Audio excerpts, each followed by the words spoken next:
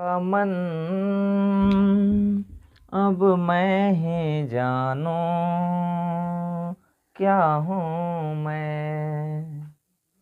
Hello दोस्तों, आज हम आपके सामने प्रस्तुत हैं मनोविज्ञान को लेकर। आज हम मनोविज्ञान का दूसरा चैप्टर देखेंगे। इससे पहले हम एक चैप्टर का कुछ महत्वपूर्ण वस्तुनिष्ठ प्रश्न बना चुके हैं। आज हम लेकर आए हैं आपके सामने दूसरा चैप्टर जो है मनोविज्ञान का, यानी क्लास 12 का, जिस पाठ का नाम है स्व तथा व्यक्तित्व। यानी स्व को हम लोग आत्म भी बोलते हैं, आत्म तथा व्यक्तित्व। एनसीईआरटी में लिखा है आत्म तथा व्यक्तित्व। आत्म का मतलब होता है स्व और व्यक्तित्व का मतलब, देखिए यहाँ लिखा है, स्व या आत्म को हम लोग सेल्फ बोलते हैं और व्यक्तित्व को हम लोग पर्सनालिटी बोलते हैं। ठीक है, तो इस चैप्टर में हम लोग जानेंगे कुछ अपने जीवन से जुड़ी कुछ प्रेरक कहानियाँ भी हैं। अपने अपने जीवन की, हर लोगों की अपनी अपनी एक कहानियाँ होती है। इस चैप्टर के माध्यम से हम लोग कुछ ऐसे शब्दों को सीखेंगे, कुछ ऐसे ऐसे नए नए बिंदु को जानेंगे जो हमारे जीवन से भी जुड़ी हुई है। इसमें कह रहा है कि सेल्फ तथा पर्सनालिटी क्या होता है, तो इससे हम यहाँ कुछ 6-7 ऑब्जेक्टिव लिखे हैं। यहाँ से 10, 12, 15, 20 ऑब्जेक्टिव आपको निकल कर आएंगे। बस इसको हम लोग जानने का प्रयास करते हैं। यहाँ पहला क्वेश्चन को आप लोग देखेंगे तो यहाँ बता रहा है कि बच्चे में स्व का विकास किस आयु में होने लगता है। तो स्व के बारे में कुछ हम लोग बातें करते हैं। स्व क्या होता है? सेल्फ होता है। सेल्फ यानी स्व यानी आत्म। यानी जब कोई व्यक्ति जन्म लेता है तो ये स्व लेकर नहीं आता है, इसको अर्जित करना पड़ता है। स्व का मतलब स्वयं से है, अपने बारे में कुछ जानकारी बटोरने से है, अपने बारे में कुछ जानने से है। जैसे मैं कौन हूँ, मैं क्या करता हूँ, मैं कहाँ रहता हूँ, हमारे आसपास के लोग कौन हैं, ये क्या लगेंगे, ये सारी तमाम तरह की जो भी जानकारियाँ हैं, ये सब हमारे स्व के अंतर्गत आती है। यानी अपने आप को जानना एक स्व होता है, सेल्फ होता है। अपने आप को जानना कि मैं क्या हूँ। अभी मैं थोड़ा शुरू में सॉन्ग गाया कि मैं ही जानूँ क्या हूँ मैं, मेरा मन मैं ही जानूँ कि क्या हूँ मैं।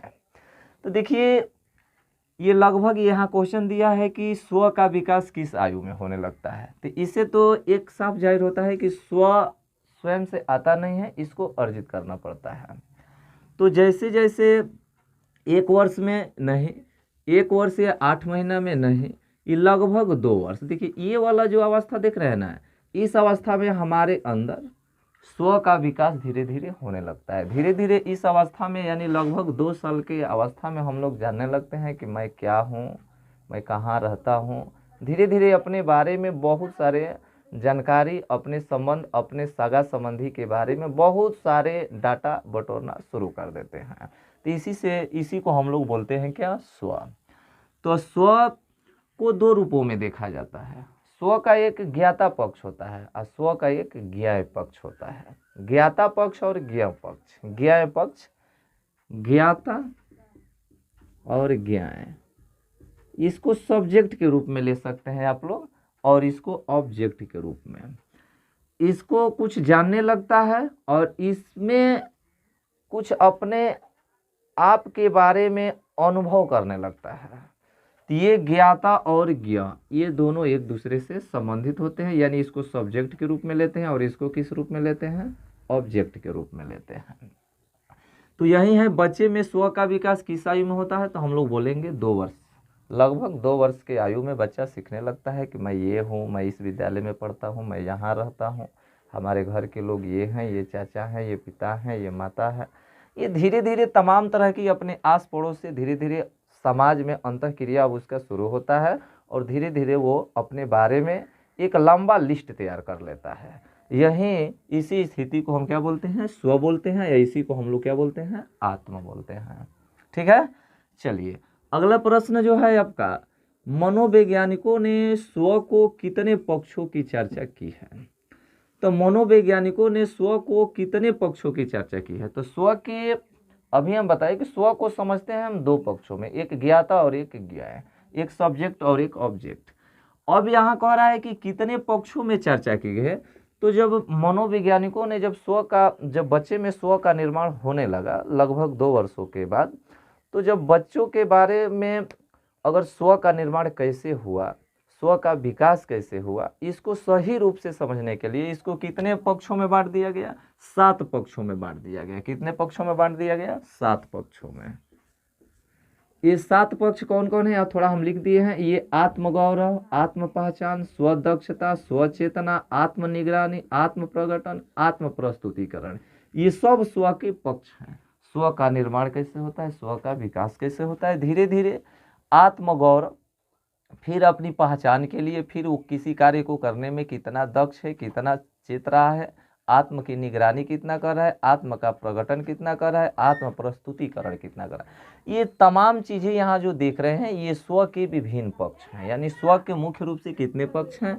तो स्व को कितने पक्षों की चर्चा की गई है? तो 7 पक्षों की चर्चा की गई है। अगला आपका प्रश्न है कि क्रेस्मर के अनुसार शारीरिक बनावट के अनुसार व्यक्तित्व को कितने भागों में बांटा गया है?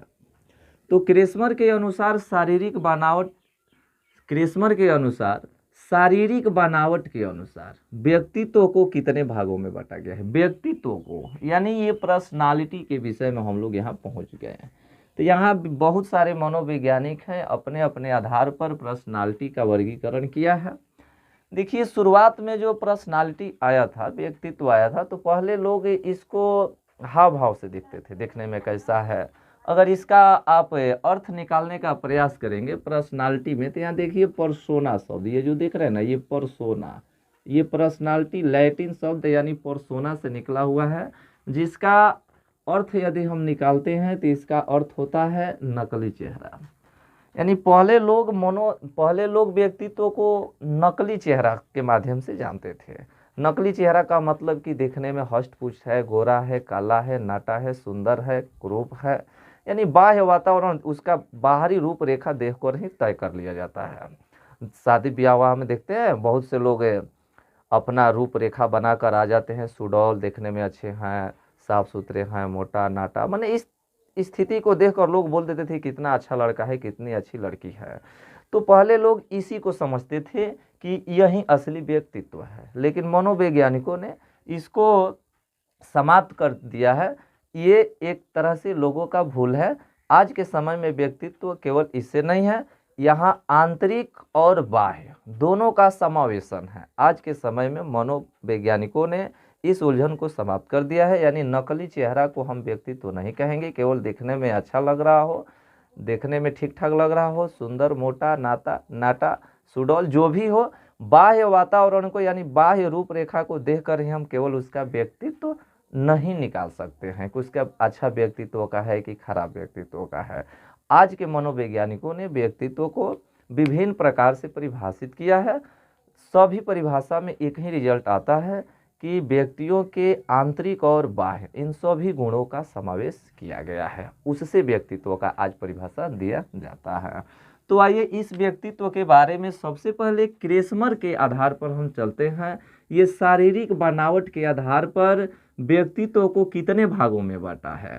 तो क्रेस्मर ने अपने शारीरिक बनावट के आधार पर पर्सनालिटी को मुख्य रूप से कितने भागों में बांटा है? तो ये शुरुआत में 4 भागों में। ये कब क्रेस्मर ने व्यक्तित्व को कितने भागों में बांटा है? शारीरिक बनावट के आधार पर क्रेस्मर ने 4 भागों में बांटा है। ये 4 को भाग यहाँ देखिए हम लिखे हैं। क्रेस्मर का ये जो वर्गीकरण है, ये शारीरिक बनावट के अनुसार इन्होंने बताया स्थूलकाय प्रकार के व्यक्ति होते हैं, कृशकाय प्रकार के व्यक्ति होते हैं, पुष्टकाय प्रकार के, विशालकाय प्रकार के।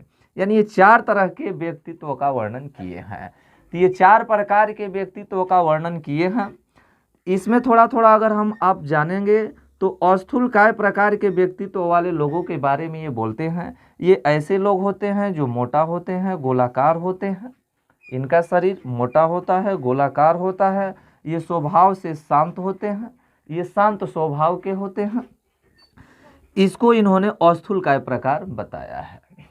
दूसरा इन्होंने बताया है कृषिकाय प्रकार। इन्होंने बताया है कि कृषिकाय प्रकार जो होते हैं, इस प्रकार के व्यक्तित्व वाले जो लोग होते हैं, ये लंबे होते हैं, दुबले पतले होते हैं और ये भावुक होते हैं। किसी भी बात में भावनात्मक दृष्टिकोण से ज़्यादा भावुक हो जाते हैं।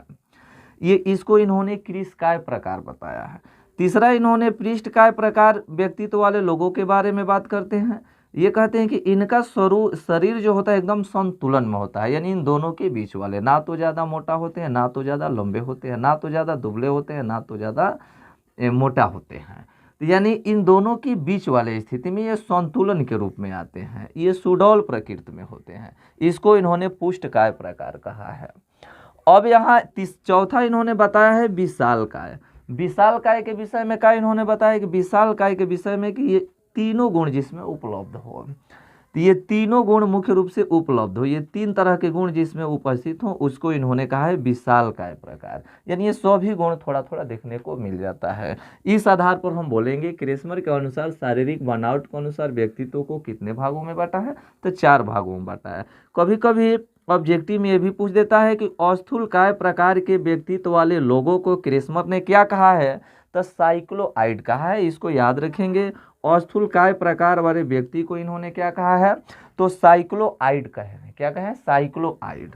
और ये जो क्रिसकाय वाला जो देख रहे हैं, इस प्रकार के लोगों को इन्होंने सीजोआइड कहा है। सीजोआइड यानी जो लंबे दुबले पतले जो भावुक होते हैं, इसको इन्होंने क्या कहा है, सीजोआइड। इसको इन्होंने सीजोआइड कहा है।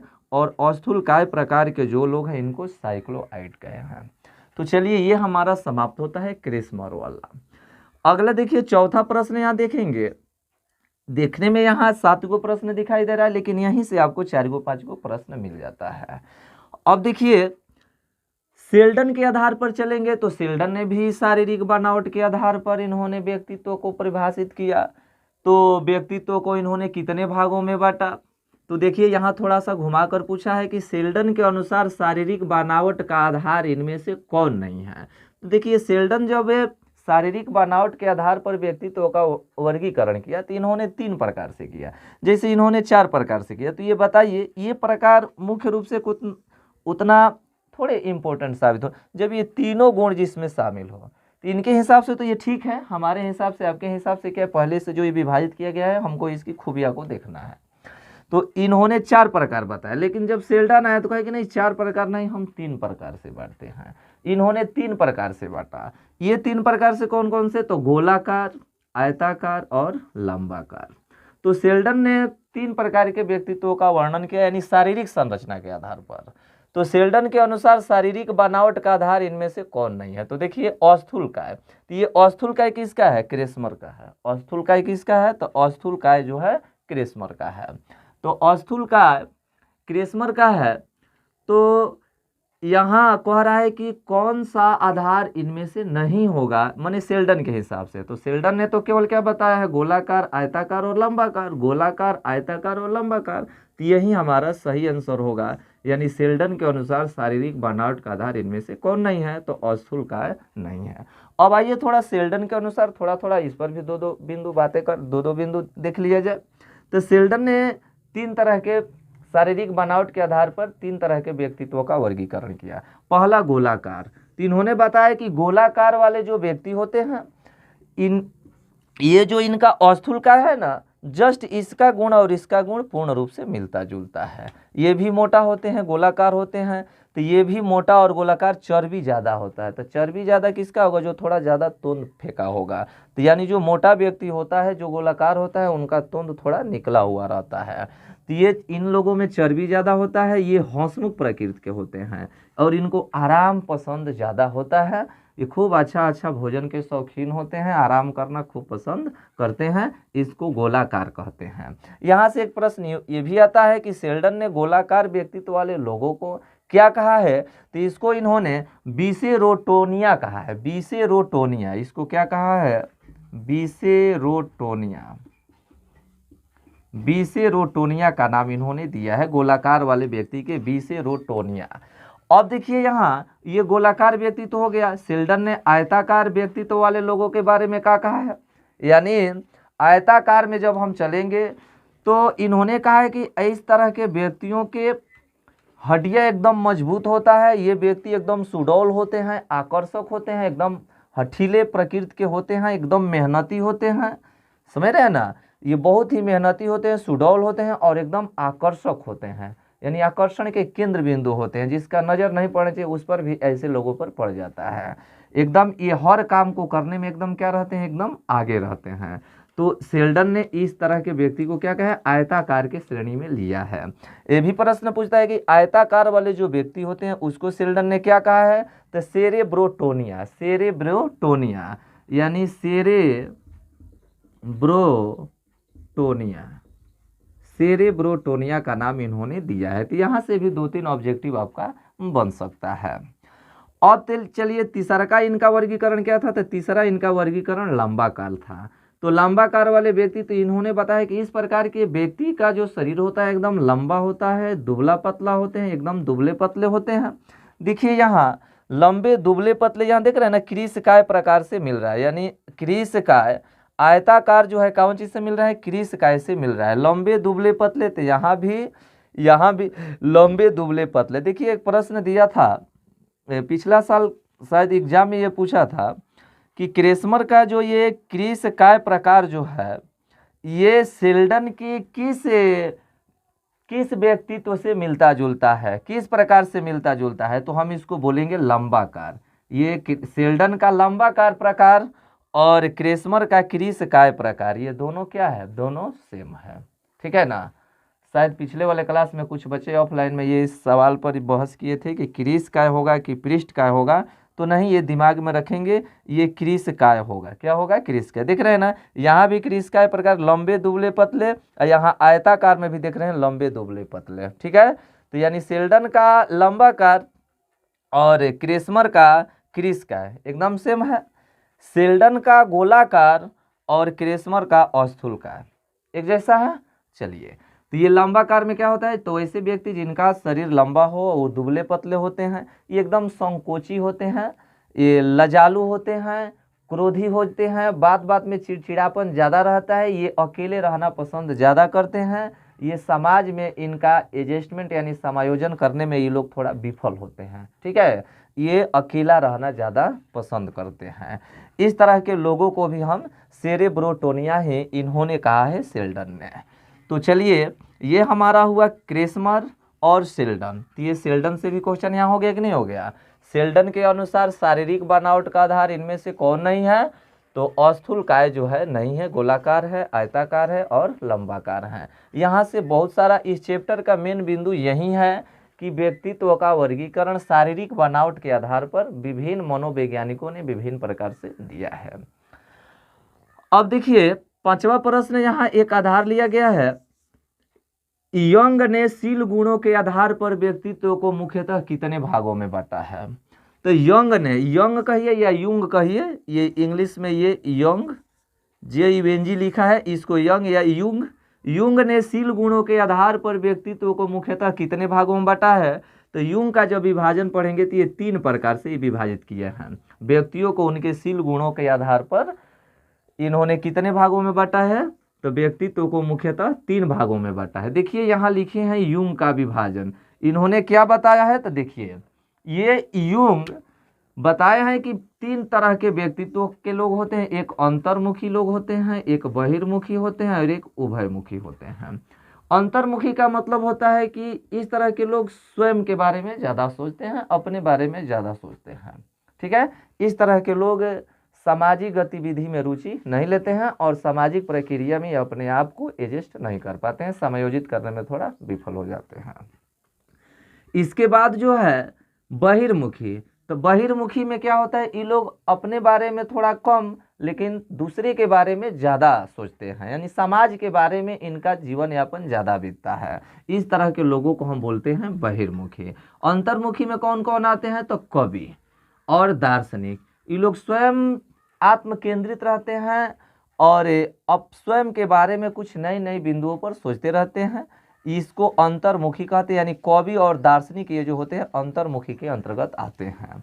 बहिर्मुखी यानी जो समाज के बारे में अपने से ज़्यादा दूसरों के बारे में सोचते हैं, उस ऐसे लोगों को हम लोग बोलते हैं बहिर्मुखी। इसमें नेता और समाज सुधारक जो होते हैं सब बहिर्मुखी व्यक्तित्व के लोग होते हैं। और उभयमुखी वो होते हैं जो दोनों का गुण, यानी परिस्थिति के हिसाब से मौका मिले तो अंतर्मुखी भी हो जाते हैं और बहिर्मुखी भी हो जाते हैं। जैसे देखिए यहाँ एक अच्छा